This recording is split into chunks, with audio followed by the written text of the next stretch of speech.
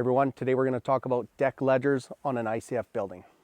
You know, you always need a drip cap at the top so that any of the water running down this wall, even if the water is going to try to capillary back, but it can't go in behind the ledger, it's forced out here, and at least it's forced out onto the deck, and then it can trickle through.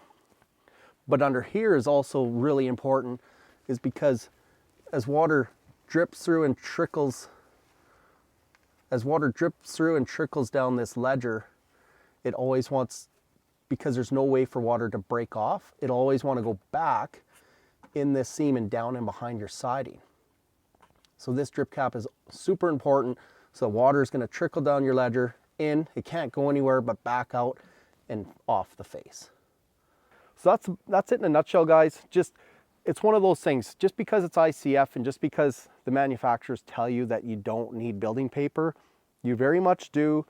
Protect the building. Make sure that you can't get water in behind your siding halfway through your wall, because once it's behind forever.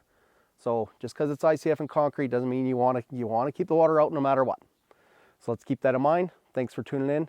Catch me around.